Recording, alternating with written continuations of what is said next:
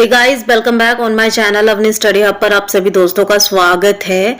अभी दोस्तों, अगर आप लोगों ने टीचिंग की तैयारी कर रखी है, मतलब अगर आपने कोई डीएलएड है, बीएड है, ये सब कर रखा है या फिर पोस्ट ग्रेजुएट कर रखा है, तो ऐसा लगता था कि हमारे पास में ना सिर्फ मौके उन्हीं जगहों पर है जहां पर एक पार्टिकुलर वैकेंसी आती है टीचर के लिए। लेकिन दोस्तों, यहाँ पर रेलवे ने भी अपने लिए टीचर की वैकेंसी निकाली है, जो कि अभी निकाली नहीं है, शुरू हो जाएगी 2025 के अंदर। और ऐसा कहा जा रहा है, माना जा रहा है कि 2025 के अंदर इतनी सारी वैकेंसी आने वाली है कि आप कंफ्यूज हो जाएंगे कि किस में डालूं और किस में नहीं।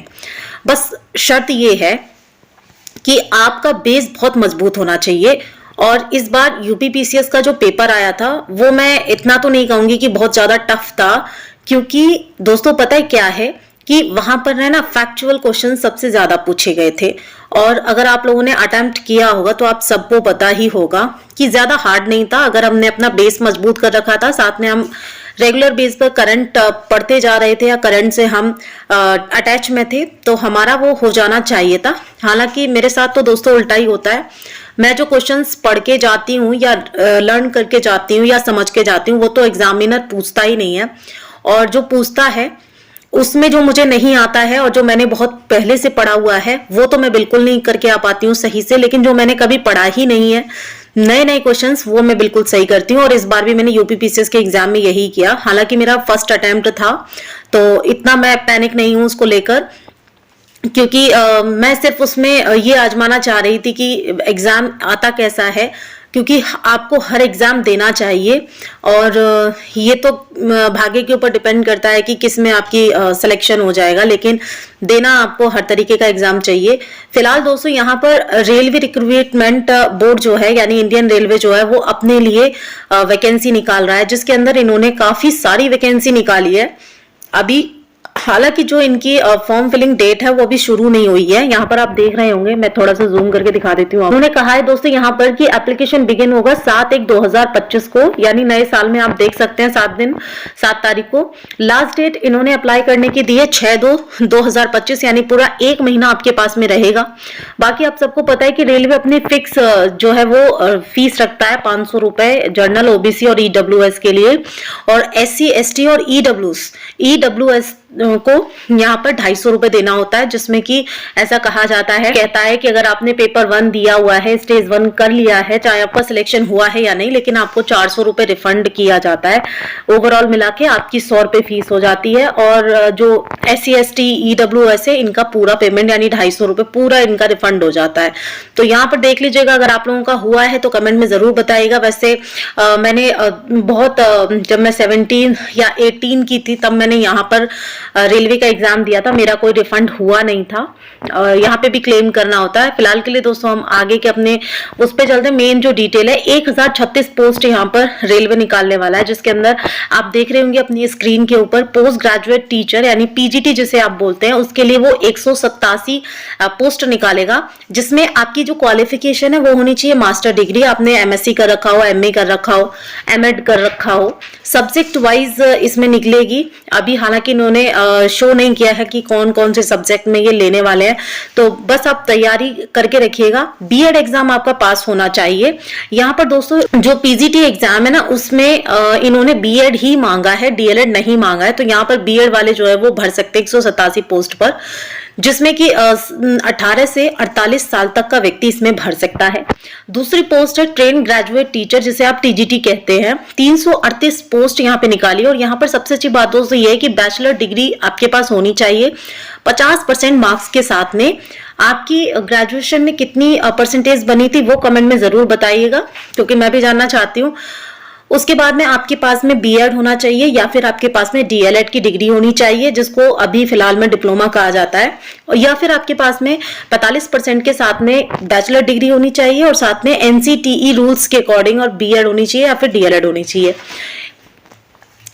तीसरा इन्होंने दिया है कि 10+2 विद 50% मार्क्स के साथ 4 ईयर डिग्री इन बीएलएड होना चाहिए, या फिर बीए बीएड किया हुआ हो आपने, बीएससी बीएड किया हो।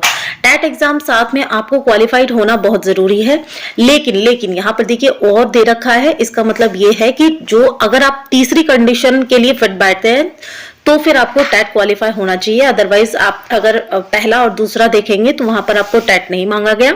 दूसरा है एज लिमिट, यहाँ पर भी दोस्तों 18 से लेकर 48 साल रखी गई है और सब्जेक्ट यहाँ पर भी अभी शो नहीं कर रहे हैं। Scientific supervisor economics and training के लिए 3 पोस्ट निकाली गई है जो कि 18 से 48 साल तक की है। और बाकी जो SC ST OBC को जो एज रिलैक्सेशन मिलता है वो तो मिलेगा ही मिलेगा, लेकिन ये जो मिनिमम एज है ना, मिनिमम और मैक्सिमम, ये जर्नल वालों के लिए। साथ में चीफ लॉ असिस्टेंट के लिए 54 पोस्ट निकाली जाएगी, जिसमें आपके पास में क्या होना चाहिए, 5 साल का रेलवे एक्सपीरियंस होना चाहिए और साथ में लॉ की डिग्री होनी चाहिए। इसमें यहाँ पे पब्लिक प्रोसिक्यूटर की 20 वैकेंसी निकाली जाएगी, जिसके अंदर bachelor degree any stream, diploma in physical training होना चाहिए, साथ में BPEd होना चाहिए। बहुत सारे बच्चे ऐसा पूछते हैं कि BPEd वाले कहाँ पे भर सकते हैं, तो यहाँ पे भर सकते हैं। देखो, पब्लिक प्रोसिक्यूटर में भर सकते हैं BPEd वाले। साथ में आता है फिजिकल ट्रेनिंग इंस्ट्रक्टर की पोस्ट निकाली जाएगी जो कि PTI इंग्लिश मीडियम में होगा, 18 पोस्ट निकाली जाएगी। यहाँ पे भी आपका BPEd चाहिए ही चाहिए। साथ में आता है दोस्तों साइंटिफिक असिस्टेंट ट्रेनिंग के लिए 2 पोस्ट निकाली जाएगी। नेक्स्ट आता है जूनियर ट्रांसलेटर हिंदी, 130 पोस्ट निकाली जाएगी। और साथ में सीनियर पब्लिसिटी इंस्पेक्टर की पोस्ट आएगी 3, जिसमें आपके पास में जर्नलिज्म, मास कम्युनिकेशन में आपने अपना बैचलर डिग्री कर रखा हो, पब्लिक रिलेशन में कर रखा हो, साथ में एडवर्टाइजिंग में कर रखा हो, इनमें आपने डिप्लोमा या डिग्री कर रखा हो। स्टाफ एंड वेलफेयर इंस्पेक्टर की 59 पोस्ट आएंगी, जिसके अंदर आपके पास में लेबर लॉ का डिप्लोमा होना चाहिए या फिर वेलफेयर या सोशल वेलफेयर या फिर LLB लेबर लॉ का रखा हो, आपने डिग्री कर रखी हो MBA के अंदर। नेक्स्ट आता है आपके पास लाइब्रेरियन की पोस्ट 10 निकालेंगे, जिसमें एलिजिबिलिटी अभी इन्होंने शो नहीं की है क्योंकि अभी काफी टाइम है, 15 दिन है पूरे। म्यूजिक टीचर फीमेल के लिए 3 पोस्ट आएंगे, जिसके अंदर आपको पता है कि म्यूजिक में आपके पास बैचलर डिग्री होनी चाहिए।